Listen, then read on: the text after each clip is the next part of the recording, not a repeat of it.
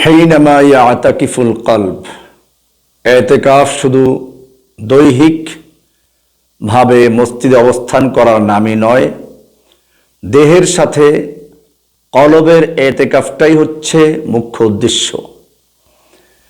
কিভাবে দেহের সঙ্গে কলবের এতেকাফ হতে পারে, সেজন্য আমরা কয়েক পর্বে আলোচনা পেশ করছিলাম।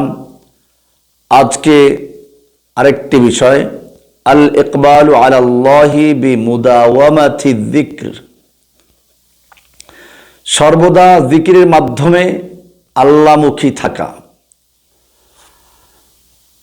সবসময় জিকির করা, ইস্তেগফার করা, আল্লাহর প্রশংসা করা, এটা এতেকাফুল কলব, মনের এতেকাফের একটা প্রমাণ। ইমানের পরিশুদ্ধি, আত্মার পরিশুদ্ধি, ইমানের মর্যাদা বৃদ্ধি, এসব কিছুর বড় উপায় হচ্ছে আত্মাকে সবসময়, কলবকে সবসময় আল্লাহমুখী করে রাখা। আর এই আল্লাহমুখী করে রাখার সবচেয়ে বড় মাধ্যম হচ্ছে সবসময় জিকির চালু রাখা। আল্লাহ সুবহানাহু ওয়া তাআলা পবিত্র কোরআনে ইরশাদ করেছেন, আল্লাযীনা আমানু ওয়া তাতমাইন্নু কুলুবুহুম বিযিকরিল্লাহ, যারা ঈমান এনেছে এবং তাদের অন্তর আল্লাহর জিকিরের মাধ্যমে স্থির রেখেছে। আলা বিযিকরিল্লাহি তাতমাইন্নুল কুলুব, জেনে রাখো আল্লাহর জিকিরের মাধ্যমেই কলবের প্রশান্তি লাভ হয়। আল্লাহ জিকিরের মধ্যে রয়েছে কলবের প্রশান্তি, আত্মার প্রশান্তি। সূরা রাদ 28 নম্বর আয়াত। এই আয়াতকে যদি আমরা একটু পর্যালোচনা করি তাহলে দেখতে পাবো এখানে তিনটা শব্দ আছে। বিযিকরিল্লাহি একটি, তাতমাইন্নু একটি, আল কুলুব আরেকটি। কুলুব শব্দটি কলবের বহুবচন। কলব মানে হচ্ছে পার্শ্ব পরিবর্তন করা, সহজ ভাষায় বললে পল্টিবাজ। বাস্তবেও আমাদের কলবটা বারবার পার্শ্ব পরিবর্তন করে, বারবার পল্টিবাজি করে। আপনি যদি একটু চিন্তা করে দেখেন, শিশুবেলায় আমাদের কলবের সম্পর্ক ছিল মায়ের সঙ্গে। মা ছাড়া আমাদের কলব কাউকে আপন মনে করে নেয়। একটু বড় হয়ে যখন খেলাধুলার বয়স হলো, তখন গ্রামের সেই মেঠো ছেলে মেয়েরা, এরাই ছিল আমাদের কলবের আপন। মা ডাকলেও আমরা পালিয়ে যেতাম, ওদের সাথে খেলাধুলা করতাম। আরেকটু বড় হলে আমরা চলে গেলাম স্কুলে, কলেজে, ইউনিভার্সিটিতে। তখন আমাদের কলবের সম্পর্ক আমার ছাত্র ভাইদের সঙ্গে, তারাই আমার আপন। গ্রামের ছেলেদের আমরা ভুলে গিয়েছি, কলব এখানেও পল্টি নিয়েছে। এরপরে যখন কর্মজীবনে এসে বিয়ে করলো, তখন কলবের সম্পর্ক চলে গেল স্ত্রীর দিকে। এখন আর ওই সেই স্কুল কলেজের আপন বন্ধুরাও আর আপন নেই। স্ত্রীর থেকে যখন বাচ্চা চলে আসলো, এখন কলব আবার স্ত্রী থেকে পল্টি নিয়ে বাচ্চার দিকে আকৃষ্ট হয়ে গেছে। এখন সন্তান হচ্ছে তার সবচেয়ে বড় আপন। সন্তানের জন্য অনেক সময় বউকে মারধর করে, বকাঝকা করে।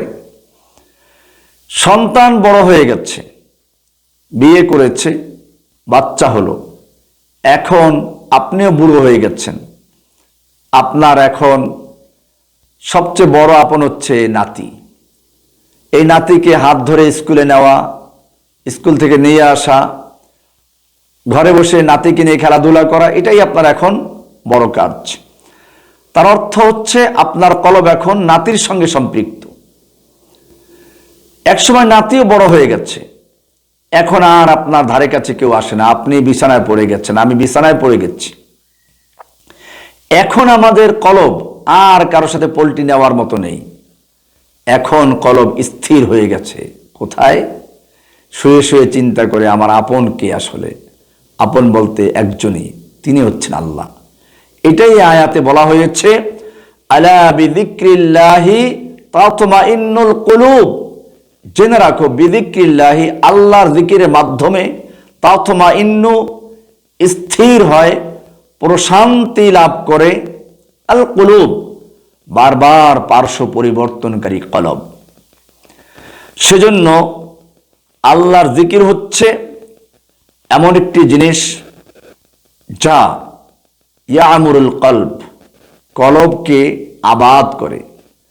বৃষ্টির পানি, নদীর পানি যেরকম ভাবে, জোয়ারের পানি যেরকম ভাবে শুকিয়ে চৌচির হয়ে যাওয়া জমিনকে, মৃত্যু জমিনকে আবার তরুতাজা করে, ফসল উৎপন্ন হওয়ার যোগ্যতা দান করে, উর্বর শক্তি যোগায়, ঠিক জিকির হচ্ছে মানুষের কলবের সেই পানি।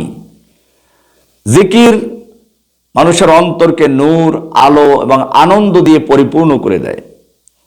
বরং যদি জিকির না থাকে কলবের সাথে, তাহলে অন্ধকারে পূর্ণ হয়ে যায়। কারণ কলবের একটা ক্ষুধা আছে, তৃষ্ণা আছে, যে ক্ষুধা তৃষ্ণাকে জিকির ছাড়া অন্য কোনো জিনিস নিবারণ করতে পারে না।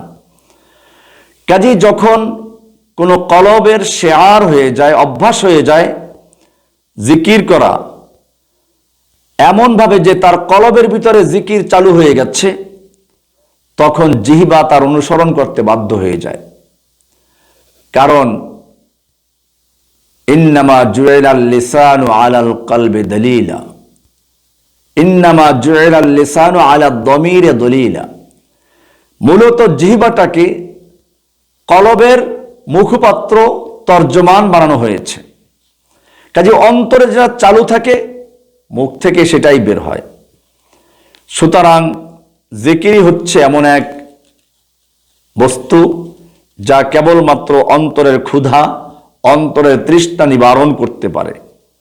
জিকিরের মাধ্যমে একজন মানুষ ধনী হয়ে যায়, কিন্তু তার কোনো সম্পদ নেই। একজন মানুষ পরাক্রমশালী হয়, যদিও তার কোনো আত্মীয় স্বজন, তার কোনো জনশক্তি নাই। একজন মানুষ প্রতাপশালী হয়, যদিও তার কোনো ক্ষমতা নেই, রাজত্ব নেই। আর যখন কোনো ব্যক্তি জিকির থেকে গাফেল হয়ে যায়, তখন সে সম্পদ থাকা সত্ত্বেও ফকির, ক্ষমতা থাকা সত্ত্বেও সে নিরীহ, সে তার জনসম্পদ, আত্মীয় স্বজন অনেক থাকা সত্ত্বেও সে তুচ্ছ।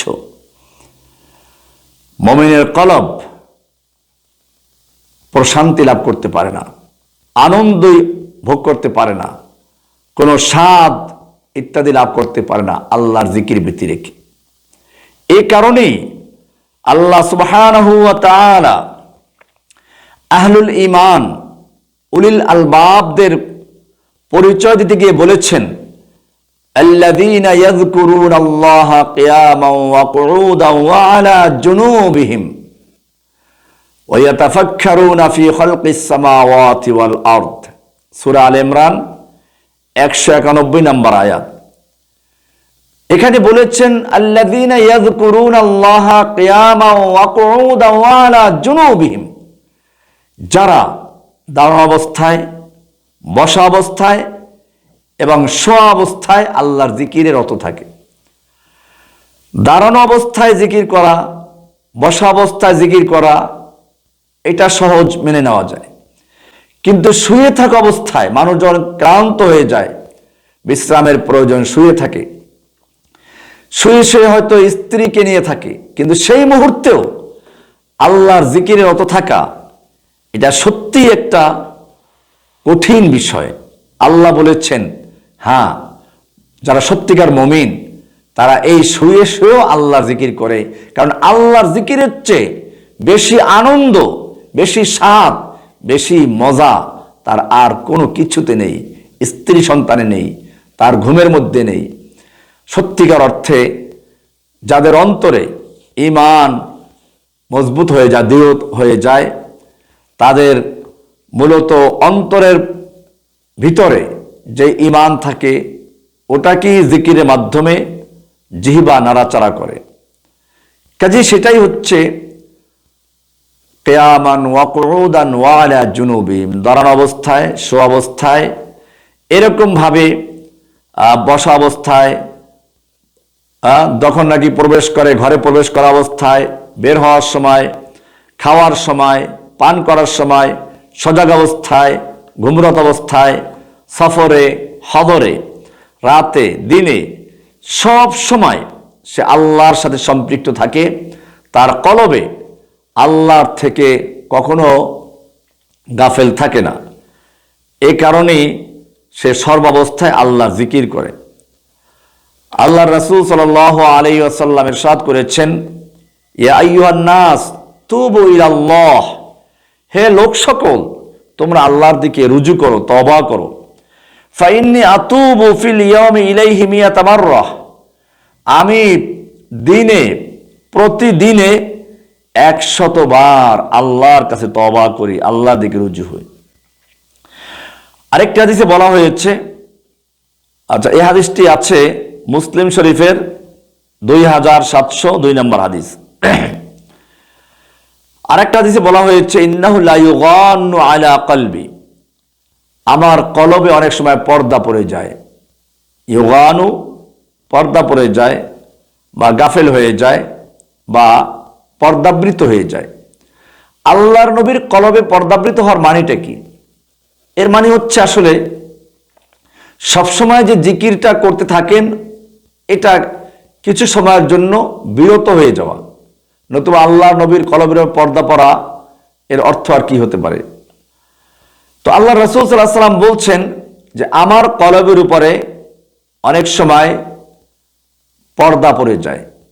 ওয়া ইন্নী লা আস্তাগফিরুল্লাহ, আমি আল্লাহর কাছে ইস্তেগফার করি, ফিল ইয়াউমি মিয়াতা মাররাহ, দিনে 100 বার। এটা মুসলিম শরীফের 2075 নম্বর হাদিস। এছাড়া আরো আছে 2702 নম্বর হাদিস।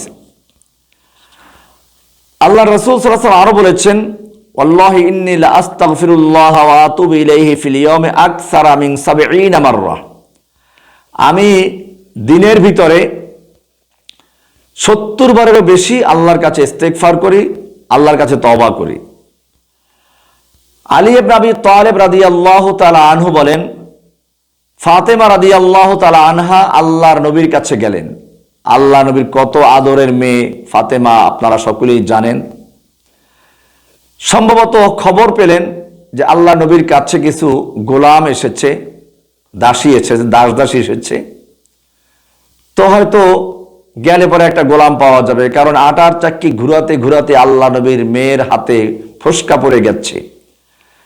আলী রাদিয়াল্লাহু তাআলা বললেন, তুমি একটু তোমার আব্বুর কাছে গিয়ে বলে দেখো না একটা গোলাম পাওয়া যায় কিনা, একটা খাদেম পাওয়া যায় কিনা। আল্লাহর নবীর কাছে তার আদরের মেয়ে ফাতেমা গেলেন।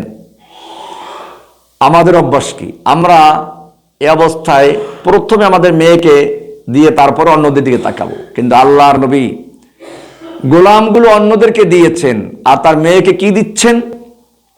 আল্লাহ রাসূল সাল্লাল্লাহু আলাইহি ওয়াসাল্লাম বললেন, ফাতেমা আলা উখবিরুকি মা হুয়া খায়রুন লাকা মিনহু, আমি তোমাকে এমন কিছু বলবো না যা এই খাদেমের চেয়ে উত্তম তোমার জন্য? তুসাব্বিহিনাল্লাহ ইনদা মানামিকা 33, তুমি ঘুমাতে যাওয়ার সময় আল্লাহর তাসবিহ পড়ো 33 বার, সুবহানাল্লাহ পড়ো। তাহমাদিনাল্লাহ 33, 33 বার আল্লাহর হামদ করো, আলহামদুলিল্লাহ পড়ো। তুকাব্বিরিনাল্লাহ 34, আল্লাহর মহত্ব বরত্ব বয়ান করো, অর্থাৎ তাকবীর বলো, আল্লাহু আকবার বলো 34 বার। কি সুন্দর আল্লাহর নবী তার মেয়েকে গোলাম না দিয়ে, খাদেম না দিয়ে তাসবিহ দিয়েছেন। আলী রাদিয়াল্লাহু তাআলা আনহু বলেন, মা তারাকতুহু মুনযু সামি'তুহু মিনান নবী সাল্লাল্লাহু আলাইহি ওয়াসাল্লাম, আমি যখন আল্লাহর রাসূল সাল্লাল্লাহু আলাইহি ওয়াসাল্লামের থেকে এই তাসবিহ জানলাম, এরপর থেকে কখনো ছেড়ে দেই নাই। কিলা লাহু ওয়ালা লাইলাতা সিফফিন, আলী রাদিয়াল্লাহু তাআলা আনহুকে প্রশ্ন করা হলো, আপনি কি জঙ্গে সিফফিন সেই যুদ্ধের রাতেও কি আপনি এই তাসবিহটাকে ছাড়েন নাই? ক্বালা লা ওয়ালা লাইলাতা সিফফিন, না আমি সিফফিনের রাতেও এটাকে ছাড়ি নাই। হাদিসটি আছে বুখারীর 5362 নম্বর, মুসলিমের 2727 নম্বর হাদিস। হযরত আবু হুরায়রা রাদিয়াল্লাহু তাআলা আনহু বিশিষ্ট সাহাবী, হাদিসের সবচেয়ে বেশি বর্ণনাকারী সাহাবী, তিনি বলেছেন, ইন্নী লা উসাব্বিহু কুল্লা ইয়াউমিন 12 মাররাতান আলফা তাসবিহাতিন কদরা দিয়াতি। আমি প্রতি রাতে, প্রতিদিনে 12,000 বার তাসবিহ করি, আমার নিজের রক্তপান সমতুল্য। তার মানে একজন মানুষকে যদি কি করা হয়, যদি খুন করে কেউ, তো দিয়াত আছে যেটা, তো উনি বলতেছেন আমার জীবনের দিয়াত অনুযায়ী, আমার জানের বদলা অনুযায়ী আমি এই 12,000 বার তাসবিহ পড়ে থাকি। এ কারণে আল্লাহ সুবহানাহু ওয়া তাআলা কোরআনে শুধু জিকির করতেই বলেছেন তা না, বরং বেশি বেশি করতে বলেছেন। কি সুন্দর আয়াত কোরআনে আল্লাহ তাআলা বলছেন, ইয়া আইয়ুহাল্লাযীনা আমানু যকুরুল্লাহা যিকরান কাসীরান ওয়া সাব্বিহুহু বুকরাতান ওয়া আসীলা। হে ঈমানদারগণ, উযকুরুল্লাহা যিকরান কাসীরা, উযকুরুল্লাহ, তোমরা আল্লাহর জিকির করো, যিকরান কাসীরা, বেশি বেশি করে জিকির করো। খালি জিকির করো তা না, বেশি করে জিকির করো। কত বেশি? এরপর আল্লাহ বলছেন, ওয়াসাব্বিহুহু বুকরাতান ওয়া আসীলা, সকালে সন্ধ্যায় তোমরা আল্লাহর তাসবিহ করো। সূরা আহজাব 41 এবং 42 নম্বর আয়াত। এছাড়া সূরা জুমার 10 নম্বরে বলা হয়েছে, ওয়াযকুরুল্লাহা কাসীরান লাআল্লাকুম তুফলিহুন, তোমরা বেশি করে আল্লাহর জিকির করো যাতে তোমরা সফল হতে পারো। বুঝা গেল সফলতার মাপকাঠি হচ্ছে আল্লাহর জিকির করা, আল্লাহর বেশি বেশি তাসবিহ তাহলিল করা। আল্লাহ রাসূল সাল্লাল্লাহু আলাইহি ওয়াসাল্লাম বলেছেন, সাবাকাল মুফাররিদুন, মুফাররিদুনরা অগ্রগামী হয়ে গেছে, জিতে গেছে, প্রতিযোগিতায় তারা ফার্স্ট হয়েছে, তারা জিতে গেছে। ক্বালু আমাল মুফাররিদুন ইয়া রাসূলুল্লাহ, সাহাবায়ে কেরাম বলেন, ইয়া রাসূলুল্লাহ, মুফাররিদুন আবার কারা?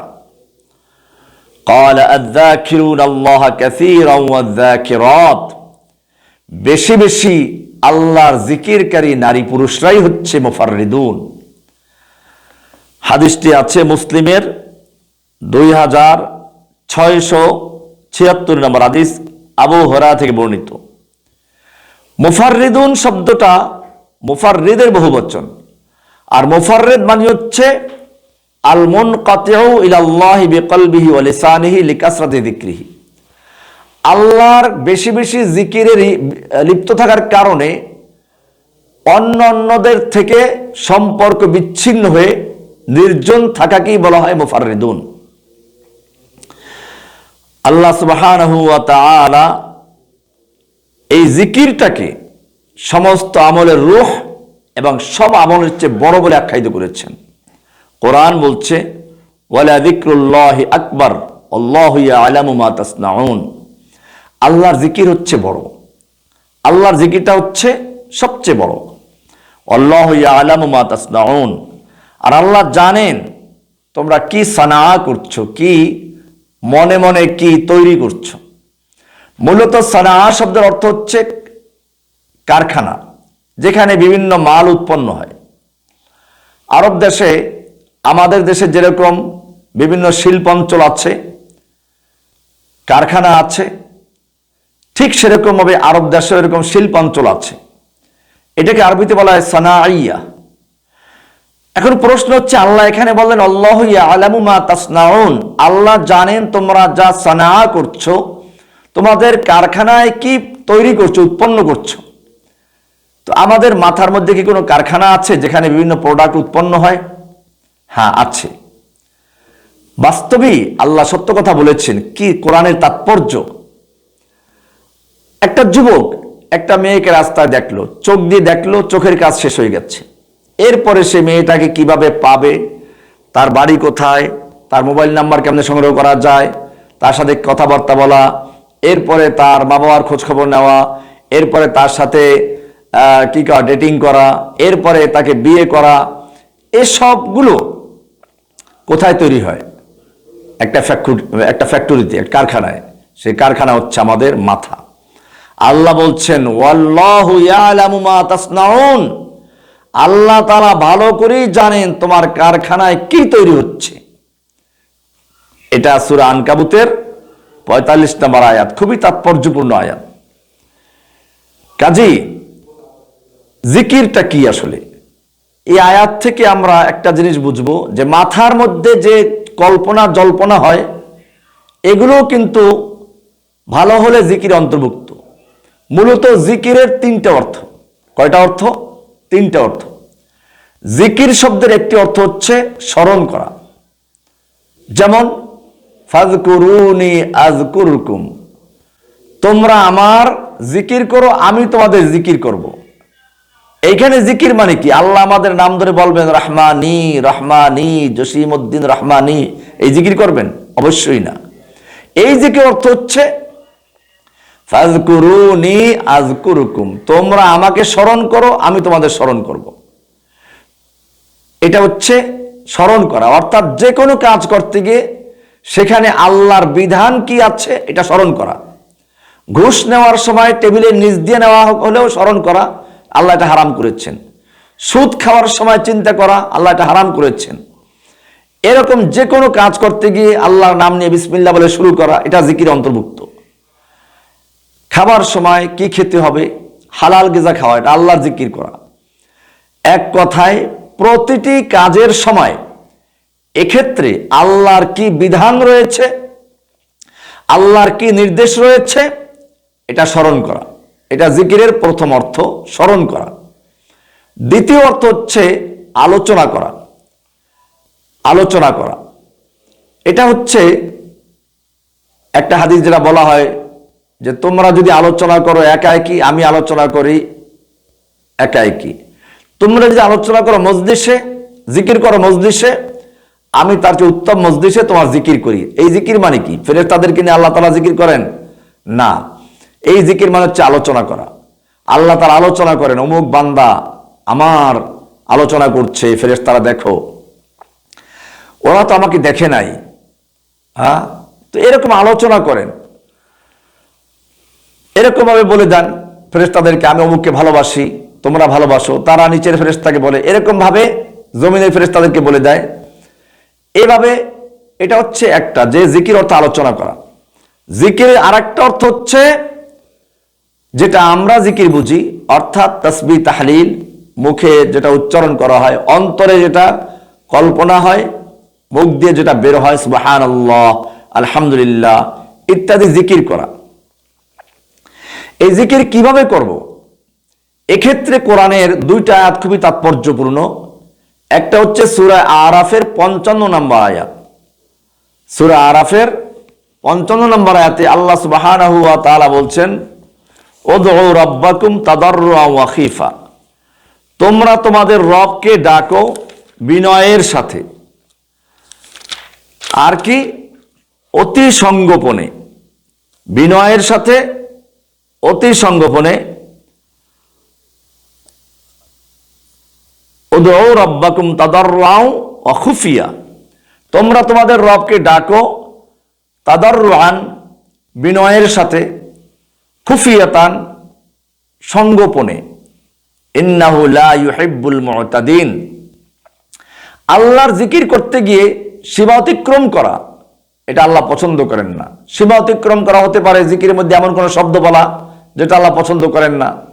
যেমন অনেকে আছে লা ইলাহা ইল্লাল্লাহ, ওই দেখা যায় সেই আল্লাহ, আইসা পড়ছে আল্লাহ, লা ইলাহা ইল্লাল্লাহ, এগুলো অতিরঞ্জন বাড়াবাড়ি করা, এগুলো আল্লাহ পছন্দ করেন না। আরেকটা হচ্ছে একেবারে চিৎকার মেরে জিকির করা। এখানে অতি সংগোপনে বলেছেন জিকির করতে, তার মানে কি তাহলে জোরে বলা যাবে না? হ্যাঁ, জোরে বলা যাবে, কিন্তু কতটুক জোরে সেটাও আল্লাহ সুবহানাহু ওয়া তাআলা কোরআনে স্পষ্ট উল্লেখ করে দিয়েছেন। কোরআনের এই সূরারই শেষ দিকে আল্লাহ সুবহানাহু ওয়া তাআলা বলেছেন আরেকটা আয়াতে, ওয়াজকুর রাব্বাকা ফি নাফসিকা তাদাররুআন ওয়া খীফাতান ওয়া দুনাল জাহরি মিনাল কওলি বিল গুদুব্বি ওয়াল আসাল ওয়াজকুর রব্বাকা ফি নাফসিকা, তুমি তোমার রবের জিকির করো মনে মনে, তাদাররুআন, বিনয়ের সাথে, ক্রন্দনরত অবস্থায়, অখিফাতান, এবং অতি সংগোপনে, ওয়াদুনাল জাহরি মিনাল কওলে, এবং অনুচ্চ আওয়াজে। এই আয়াতে বোঝা গেল আওয়াজ করেও জিকির করা যাবে, কিন্তু সেটা অনুচ্চ আওয়াজে, চিৎকার মেরে বলা থেকে কম আওয়াজে। দুনা মানে কম, আল জাহার মানে চেঁচামেচি করা, চিৎকার করা। তাহলে আল্লাহ তাআলা কি বললেন? ওয়াদুনাল জাহরে মিনাল কওলে, চিৎকার মেরে জিকির করার চেয়ে কম আওয়াজে। বিল গুদুবি ওয়াল আসাল, সকালে সন্ধ্যায়। ওয়ালা তাকুম মিনাল গাফিলিন, তোমরা অমনোযোগী গাফেল যারা জিকির করে না এদের অন্তর্ভুক্ত হইও না। এখানে জিকিরের পদ্ধতি বলা হয়েছে, কিভাবে আমরা জিকির করব। কি সুন্দর! যখন আমরা মানুষ থাকে, লোকালয়ে থাকি, তখন 55 নম্বর আয়াতের নির্দেশ পালন করব, গোপনে আল্লাহর জিকির করব। আর যখন একা একই থাকি, রাতের বেলায় নির্জনে মধ্যম আওয়াজে সুন্দরভাবে আল্লাহকে ডাকুন, সুবহানাল্লাহ ওয়ালহামদুলিল্লাহ লা ইলাহা ইল্লাল্লাহ আল্লাহু আকবার সুবহানাল্লাহি ওয়া বিহামদিহি সুবহানাল্লাহিল আযীম সুবহানাল্লাহি ওয়া বিহামদিহি আদাদা খালকিহি ওয়া রিদা নাফসিহি ওয়া জিনাতা আরশিহি ওয়া মিদাদা কালিমাতিহি। এরকম ভাবে আপনার যা জানা আছে আল্লাহর সাথে মন উজাড় করে বলুন। এটাই তো বলা হয়েছে আয়াতে। কি সুন্দর আল্লাহ শিক্ষা দিলেন। আমরা এগুলো বাদ দিয়ে এক একজনে এক একটা পদ্ধতি বানিয়ে নিয়েছি, সেগুলো আমাদের বর্জন করে আল্লাহর নির্দেশ মতো জিকির করা, তাহলেই আমরা সত্যিকার অর্থে জিকিরের ফায়দা লাভ করতে পারবো। এই জন্য সূরা আরাফ 7 নম্বর সূরার 55 নম্বর আয়াত এবং 205 নম্বর আয়াত, জিকির কিভাবে করব সেক্ষেত্রে আমরা এখান থেকে শিক্ষা নিতে পারি। মনে রাখবেন, আবেগ দিয়ে ইবাদত করলে হবে না, ইবাদতটা করতে হবে আল্লাহর নির্দেশ, রাসূলের সুন্নাহ মোতাবেক।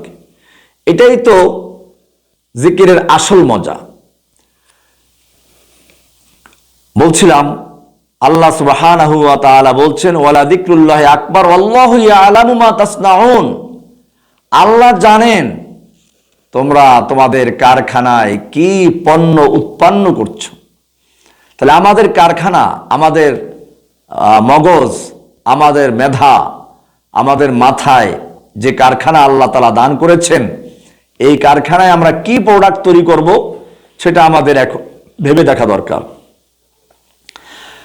জিকির এমন একটি জিনিস যার মাধ্যমে ঈমান ধারালো এবং তেজোদ্দীপ্ত হয়।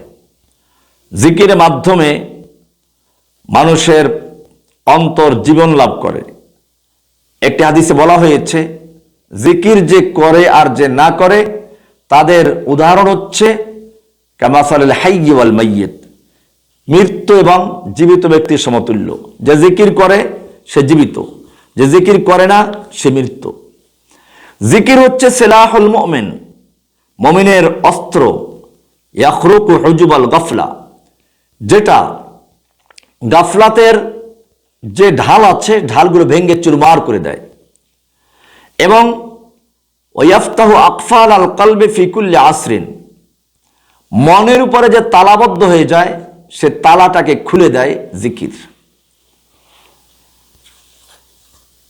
বিশেষ করে এই রমজান মাসের শেষ দশকে সাহারির সময় আল্লাহ যখন ডাকেন, আলা আমিন মুস্তাগফিরিন ফাগফির আলাহ, আলা আমিন মুস্তারজিকিন ফারজুক আলাহ, আছো কোনো ক্ষমা প্রার্থী, আমার কাছে ক্ষমা চাও, আমি ক্ষমা করে দিতে পারি। আছে কি কোনো রিজিকের সন্ধানকারী যে আমার কাছে রিজিক চাবে, আমি তাকে রিজিক দান করব। আলা কাযা আলা কাযা হাত্তা ইয়াতলু আল ফজর, ফজর পর্যন্ত আল্লাহ সুবহানাহু ওয়া তাআলা এই আহ্বান জানাতে থাকেন। আমরা যদি সেই মুহূর্তে আল্লাহর কাছে জিকিরের মাধ্যমে সাড়া দেই, তো আল্লাহ তাআলা আমাদের যে কোনো চাহিদা পূরণ করে দিবেন। মূলত এই রমজান মাসের শেষ দশকের রাতগুলো প্রতিটি রাত্রই এক একটা লাইলাতুল কদর। কিন্তু দুর্ভাগ্য যে আমরা 27 রাতকে খাস করে নিয়েছি। লাইলাতুল কদর সম্পর্কে 3 রকমের হাদিস পাওয়া যায়। এক প্রকার হচ্ছে আমভাবে শেষ দশকে, জোর বেজোর আলাদা করা হয়নি। আর এক হাদিসে বলা হয়েছে শেষ দশকের বেজোর রাতগুলোতে। আর এক হাদিসে বলা হয়েছে, কয়েকটি হাদিস, কোনোটায় 21 রাত্র, কোনোটায় 23 রাত্র, কোনোটায় 25 রাত্র, কোনোটায় 27 রাত্র, এমনকি কোনোটায় 29 রাত্রকে বলা হয়েছে। কাজেই একটা রাত্রকে খাস করে নিজেদের পক্ষ থেকে নির্ধারণ করে নেওয়া এটা উচিত নয়। বরং শেষ দশকের বিশেষ করে বেজোর রাতগুলোকে, প্রতিটি রাত্রকে শাবে কদর, লাইলাতুল কদর মনে করে ইবাদত করা, এটা আমাদের জন্য ভালো। কারণ এমন হতে পারে এক লোক আল্লাহর কাছে দোয়া করছে, আল্লাহ আমাকে তুমি ধনী বানিয়ে দাও, একটা স্বর্ণের টুকরা আমার সামনে ফেলে দাও। তো ফেরেশতারা বলল ঠিক আছে, আল্লাহ একটু দিয়ে দেখেন না। তো ফেরেশতারা তার সামনে একটা স্বর্ণের টুকরা ফেলে দেয়। কিন্তু ওই লোকটা ওখানে যাওয়ার পরে তার মনে পড়লো যে অন্ধ লোকে কেমনে চলে একটু দেখি। সে অন্ধ লোকের হাঁটার ভান করে ওখান থেকে চোখ বন্ধ করে চলে যায়, সে আর পেল না। তো এটা একটা উদাহরণ, বাস্তবতা থাকা জরুরি নয়। ঠিক এরকম হতে পারে আল্লাহ সুবহানাহু ওয়া তাআলা যেই মুহূর্তে আমার দিকে রহমতের দৃষ্টি দিয়েছেন, আমি সেই মুহূর্তে ঘুমিয়ে আছি, গাফেল আছি, এটা তো আমি বঞ্চিত হব। সেজন্য কোন এক কবি বলেছেন, এক চশমে জাদান গাফেল আযা শাহ নবাসী, এক চশমে জাদান গাফেল আযা শাহ নবাসী, শায়দ কে ইউনে গাহ কুনাদ আগাহ নবাসী। এক চোখের পলক পরিমাণ সময় আল্লাহর জিকির থেকে তুমি গাফেল হইও না। কারণ হতে পারে তুমি যেই মুহূর্তে আল্লাহর জিকির থেকে গাফেল, ঠিক ওই মুহূর্তে আল্লাহর রহমতের দৃষ্টি তোমার দিকে পড়েছে, আর তোমাকে আল্লাহ তাআলা পান নাই। সেজন্য সবসময় মনে রাখতে হবে জিকিরের মাধ্যমে জবানকে তরুতাজা রাখা। জিকিরের মাধ্যমে মানুষ নেফাকের থেকে মুক্তি লাভ করতে পারে। কোরআনের একটি আয়াত খুবই গুরুত্বপূর্ণ। মুনাফিকদের লক্ষণ বয়ান করতে গিয়ে আল্লাহ তাআলা বলেছেন, ওয়াইদা কামু ইলা সালাতি কামু কুসালা ইউরাউনান নাস ওয়ালা ইয়াযকুরুনাল্লাহা ইল্লা কালিলা। সূরা নিসা 142 নম্বর আয়াত। যে মুনাফিকরা যখন সালাতে দাঁড়ায়, তো ওয়াইদা কামু ইলা সালাত কামু কুসালা, অলসতা ভরে তারা দাঁড়ায়, এখানে চুলকায়, এখানে মাথা চুলকায়, এখানে একটু তাকায়, অমনোযোগী হয়ে তারা দাঁড়ায়, অলসতা ভরে তারা দাঁড়ায়। ইউরাউনান নাস, তারা মূলত আসে লোকদেরকে দেখানোর জন্য। ওয়ালা ইয়াযকুরুনাল্লাহা ইল্লা কালিলা, আল্লাহর জিকির তারা খুব অল্পই করে। তাহলে আল্লাহর জিকির কম করা হচ্ছে মুনাফিকের লক্ষণ, নেফাকের লক্ষণ। এর বিপরীতে তাহলে নেফাক দূর করতে হলে কি করতে হবে? বেশি করে আল্লাহর জিকির করতে হবে। আল্লাহর জিকির করলে পরে এর মাধ্যমে নেফাক রোগের চিকিৎসা হয়ে যায়। আহলুল নেফাক তারা কম জিকির করে, এর বিপরীতে আহলুল ঈমানরা আল্লাহর বেশি বেশি জিকির করবে, যাতে করে মুনাফিকদের বিরোধিতা করা যায়। আবু হুরায়রা রাদিয়াল্লাহু তাআলা আনহু থেকে বর্ণিত, তিনি বলেন, মান আকসারা মিন যিকরিল্লাহি বারিয়া মিনান নিফাক, যে ব্যক্তি আল্লাহর জিকির বেশি বেশি করবে সে নিফাক থেকে মুক্ত হয়ে যাবে। এই কারণে সবসময় আল্লাহর জিকির করা। আমরা কি জিকির করব? জিকির করতে গিয়ে মন গড়া কোনো জিকির না করা। জিকির করতে গিয়ে আল্লাহর শিখানো যে দোয়া আছে, সালাতের পরে যে দোয়াগুলো আছে, এগুলো বেশি বেশি পড়া। 3 বার আস্তাগফিরুল্লাহ পড়া, আস্তাগফিরুল্লাহ আস্তাগফিরুল্লাহ আস্তাগফিরুল্লাহ, আল্লাহুম্মা আনতাস সালাম ওয়া মিনকাস সালাম, তাবারাকতা ইয়া যাল জালালি ওয়াল ইকরাম, আল্লাহুম্মা লা মানিআ লিমা আতাইতা ওয়া লা মু'তিয়া লিমা মানা'তা ওয়ালা ইয়ানফাউ যাল জাদ্দি মিনকাল জাদ্দু, এরকম লা ইলাহা ইল্লাল্লাহু ওয়াহদাহু লা শারীকা লাহু লাহুল মুলকু ওয়া লাহুল হামদু ওয়া হুয়া আলা কুল্লি শাইইন কাদির, লা ইলাহা ইল্লাল্লাহ ওয়া লা না'বুদু ইল্লা ইয়্যাহ লাহুন নি'মাতু ওয়া লাহুল ফাদলু ওয়া লাহুস সানাউল হাসান। এরকম ভাবে অনেক দোয়া আছে, সকাল সন্ধ্যার দোয়া আছে। যে দোয়াগুলো যখন আছে এই সব দোয়াগুলো পড়া, বেশি বেশি সাইয়্যিদুল ইস্তিগফার পড়া। আল্লাহুম্মা আনতা রাব্বি লা ইলাহা ইল্লা আনত, হে আল্লাহ তুমি আমার রব, লা ইলাহা ইল্লা আনতা তুমি ছাড়া আমার কোনো ইলাহ নেই, খলাকতানি ওয়া আনা আবদুক তুমি তো আমাকে সৃষ্টি করেছো, আমি তো তোমার গোলাম, খলাকতানি ওয়া আনা আবদুক ওয়া আনা আলা আহাদিকা ওয়া ওয়াদিকা মাস্তাতাত, আমি তোমার সঙ্গে কৃত ওয়াদা, তোমার সঙ্গে যে আহাদ করেছিলাম তার উপরে যথাসাধ্য আছি, আমি তোমাকে ভুলে যাই নাই। আবু লাকা বিনিআমাতিকা আলাইয়া ওয়া আবু বিযামবি, তুমি আমাকে যত নেয়ামত দান করেছো সেগুলো ভুলে যাই না, এগুলো স্বীকার করছি, কিন্তু আমার তো অন্যায় আছে, আমি আমার গুনাহগুলো স্বীকার করছি। ফাগফিরলি, তুমি আমাকে ক্ষমা করে দাও। ফাইন্নাহু লা ইয়াগফিরুয যুনুবা ইল্লা আনত, তুমি ছাড়া আমাকে ক্ষমা করার তো আর কেউ নেই। কি সুন্দর দোয়া! আল্লাহ রাসূল সাল্লাল্লাহু আলাইহি ওয়াসাল্লাম এটাকে সাইয়্যিদুল ইস্তিগফার বলেছেন। এরকম আরো সুন্দর দোয়া আছে, আল্লাহর নামের ওসিলা করে দোয়া করা যায়। আল্লাহুম্মা ইন্নী আবদুক ওয়া ইবনু আবদিক ওয়া ইবনু আমাতিক, আল্লাহ আমি নিজে তোমার দাস, তোমার গোলাম, ওয়া ইবনু আমাতিক আবদিক আমার বাপও তোমার গোলাম, আমি তোমার গোলামের ছেলে, ওয়া ইবনু আমাতিক আমার মাও তোমার দাসী, আমি তোমার দাসীর ছেলে, নাসিয়াতি বিয়াদিক আমার ললাটে তোমার হাতে, অর্থাৎ আমার নিয়ন্ত্রণ তোমার হাতে, মাযিন ফিয়া হুকমুক আমার বেলায় তোমার সিদ্ধান্তই চূড়ান্ত, তুমি যে ফয়সালা করবে আমি তা মানতে বাধ্য। আল্লাহ আমার তো কোথাও যাওয়ার ক্ষমতা নাই।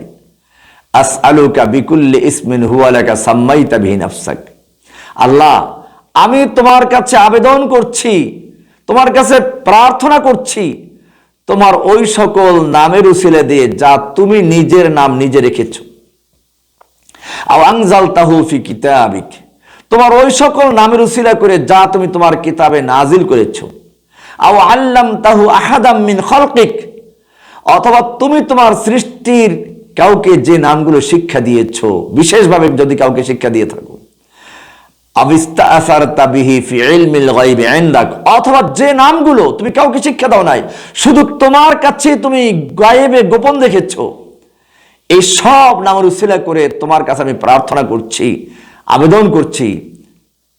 কি আবেদন করছি? আনতা জাআলাল কুরআনাল আযীম রবিআ কুলুবিনা, আল্লাহ তুমি আমার কলবের রবি, আমার কলবের বৃষ্টি, আমার কলবের সজীবতা কোরআনকে বানিয়ে দাও, কোরআনকে আমার কলবের বৃষ্টি বানিয়ে দাও। বৃষ্টির পানি যেমন শুকনো জমিনকে তাজা করে, কোরআন তেলাওয়াত যেন আমার প্রাণকে, শুকনো অন্তরকে যেন তাজা করে দেয়। আনতা জাআলাল কুরআনা রবিআ কলবি ওয়া নূরা সাদরি, আমার অন্তরের আলো বানিয়ে দাও। ওয়াজিলাআ হুমুমিনা ওয়া গুমুমিনা, আমাদের দুশ্চিন্তা, আমাদের ভাবনা সবকিছুর দূর করার জন্য আলো বানিয়ে দাও। কি সুন্দর দোয়া! তো এই দোয়াগুলো আমরা বেশি পড়তে পারি, আল্লাহর রাসূলের শিক্ষা দেওয়া দোয়া। আমরা মানুষের মন গড়া কোনো দোয়া না করব। আল্লাহ তাআলা যে সকল দোয়া আমাদের শিক্ষা দিয়েছেন সে দোয়াগুলি আমরা বেশি বেশি পড়ব। আমরা কখনোই আল্লাহর শেখানো দোয়ার ভিতরে কোনো গন্ডগোল লাগাবো না, অর্থাৎ কোরআন হাদিসে বর্ণিত দোয়াগুলোকে আমরা বিকৃত না করে যেভাবে কোরআন হাদিসে আছে সেভাবেই পড়ব। কোরআন হাদিসের দোয়াকে পরিবর্তন না করা। হ্যাঁ, নিজেদের থেকে দোয়া করা যাবে, কিন্তু কোরআন সুন্নাহয় বর্ণিত দোয়াকে আমরা কোনো পরিবর্তন না করি, এটা খেয়াল রাখতে হবে। কোরআনে বর্ণিত অনেক দোয়া আছে, রব্বানা আতিনা ফিদ দুনিয়া হাসানা ওয়া ফিল আখিরাতি হাসানা ওয়া কিনা আযাবান নার। কি না আছে কোরআনে? তাহলে কোরআন সুন্নাহ বাদ দিয়ে আমরা কেন মানুষের মন গড়া বানানো তাসবিহ তাহলিলের দিকে যাব? আসল বিষয়টা কি জানেন? ওই যেটা কথা আছে, হারামের ভিতরে মজা বেশি। কি বললাম? হারামের ভিতরে মজা বেশি। দেখবেন এক প্রকার পুরুষ আছে যাদের লুচ্চামি অভ্যাস আছে, তাদের ঘরে যত সুন্দরী বউ থাকুক না কেন, রাস্তা দিয়ে যখন গার্মেন্টসের কালো কুচ্ছি মেয়েরা যায় ওদের দিকে তাকাবেই। এটা তার অভ্যাস। আরো যদি গভীরে যাই, আপনি যদি একটা শুকুরকে সাবান দিয়ে গোসল করাইয়া, শ্যাম্পু দিয়ে গোসল করাইয়া, আতর গোলাপ লাগাইয়া ফুলের বাগানে ছাড়েন, এই শুকুর ফুলের বাগানে গিয়ে ফুলের ঘ্রাণ তালাশ করবে না, ওখানে গিয়েও সেই ময়লা পায়খানা তালাশ করবে, কারণ অভ্যাস ওটা। আমি এই উদাহরণ দিতে বাধ্য এই জন্য, কোরআন হাদিসে এত দোয়া থাকার পরেও কেন যেন একদল মানুষ আছে কোরআন হাদিসের দোয়া তাদের যথেষ্ট না। তাদেরকে যদি বানাইয়ে একটা দোয়া শিখিয়ে দেওয়া যায়, বানাইয়ে একটা দুরূদ শরীফ বানিয়ে দেওয়া যায়, এটা তাদের কাছে খুব মজা লাগে, ওইটা তারা পড়বে। আল্লাহর নবীর শিখানো দোয়া, আল্লাহর নবীর শিখানো তাসবিহ, এটা তাদের মন ভরে না। তাদের মন ভরে কোনটায়? ওই ভণ্ড পীরে, ভণ্ড ওই সুফি কোনো একটা দোয়া যদি বানাইয়ে দেয় বা একটা দুরূদ বানাইয়ে দেয়, ওইটা জপ করে পড়ে। আমি দেখেছি ওই দেওয়ানবাগির মুরিদরা একটা দোয়া দুরূদ পড়ে, জেলখানায় দেখেছি। এই দুরূদটা কোনো হাদিস কোরআনে নাই, কিন্তু ওরা এইটাকে যে পড়ে, কোরআন হাদিস বর্ণিত দোয়ার ধারে কাছেও যায় না। আপনি ভান্ডারীদেরকে দেখবেন, এই আট্রসি মুরিদদেরকে দেখবেন, এরকম বন্ড পীর যতগুলো আছে, এগুলোর মুরিদরা দেখবেন আজিব আজিব দোয়া করে, আজিব আজিব তাসবিহ তাহলিল করে। কোরআন হাদিসে নাই, কিন্তু ওদের পীর শিখে দিয়েছে। কারণ ওই যে বললাম, কোরআন হাদিসের দোয়ায় ওদের মজা লাগে না, ওদের মজা লাগে ওই সুফি ভণ্ড পীর যেটা তৈরি করে দেয় সেটা। এই জন্য আমি উদাহরণটা এত নিম্নে গিয়ে উদাহরণ দিতে বাধ্য হয়েছি যে শুকর আতর গোলাপ দিয়ে যদি ফুল বাগানে ছেড়ে দেওয়া হয়, সে বিষটাই তালাশ করবে, ময়লাই তালাশ করবে, পায়খানাই তালাশ করবে। আল্লাহ সুবহানাহু ওয়া তাআলা আমাদেরকে এই কোরআন সুন্নাহ বিমুখ সকল ওজিফা তাসবিহ তাহলিলকে বাদ দিয়ে কোরআন হাদিসে বর্ণিত তাসবিহ তাহলিলের দিকে মনোযোগী হওয়ার তৌফিক দান করুন, আমিন। সুবহানাল্লাহি বিহামদিহি, সুবহানাকাল্লাহুম্মা বিহামদিকা, আশহাদু আল্লা ইলাহা ইল্লা আনতা, আস্তাগফিরুকা ওয়া আতুবু ইলাইক।